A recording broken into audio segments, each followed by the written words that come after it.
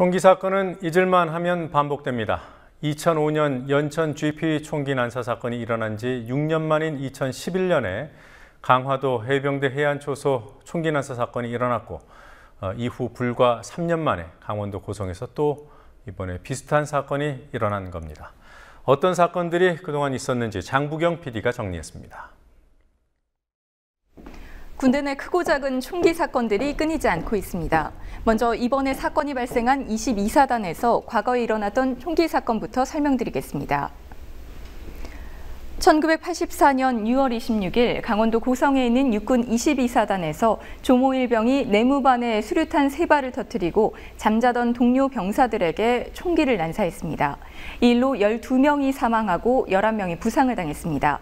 심지어 조 일병을 수색하던 대원 3명이 지뢰를 밟아 숨지는 사고까지 발생했습니다. 범행 당사자인 조 일병은 월북했습니다. 이 사건은 1980년대 이후 발생한 군 총기 사건 가운데 가장 많은 사망자를 낸 사건으로 기록돼 있습니다. 1996년에는 아흘의 간격으로 사고가 있었습니다. 1996년 9월 22일 강원도 양구군 육군 모 부대 김모 이병이 내무반에 수류탄 2발을 투척하고 소총 20여 발을 난사해 9명에게 중경상을 입혔습니다. 아흘의 뒤인 10월 1일 강원도 화천 육군 모 부대 김모 상병은 중대 행정반에 소총을 난사합니다. 이 일로 3명이 죽고 1명이 중상을 당했습니다. 2000년대 들어서도 사고가 계속됩니다.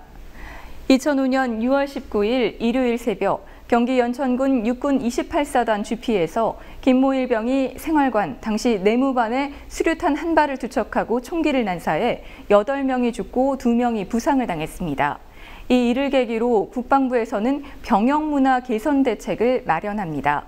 언어폭력과 구타, 집단 따돌림 등을 근절하고 비전 캠프와 그린 캠프 등 장병 자살을 막기 위한 프로그램이 시작됐습니다. 보호관심 병사제도 역시 이때 만들어집니다. 그러나 그 이후에도 총기 사건은 계속됩니다. 2011년 7월 4일 인천 강화군 해병대 해안초소 생활관에서 김모 상병이 총기를 난사한 뒤 수류탄을 투척해 4명이 사망하고 2명이 부상을 입었습니다. 이후 국방부는 고질적 병영 악습을 근절하겠다며 병영생활 행동강령을 전군에 하달하기도 합니다. 그 이듬해엔 군 인사법을 개정하고 병영생활관 전문 상담관 200명을 선발해 운용해오고 있습니다. 하지만 사건을 막기엔 역부족이었습니다. 총기 난사로 실제 민간인까지 피해를 입은 경우도 있었습니다. 1993년 4월 19일 강원도 철원군의 한 육군부대 소속이던 임모 일병은 탈영한 뒤 서울에 잠입해 종로구 명륜동과 해화동 일대에서 총기를 난사해 시민 1명이 숨지고 7명이 부상을 당했습니다.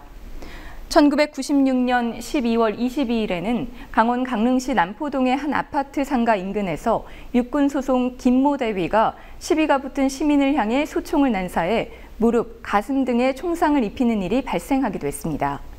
국민TV 뉴스 장부경입니다.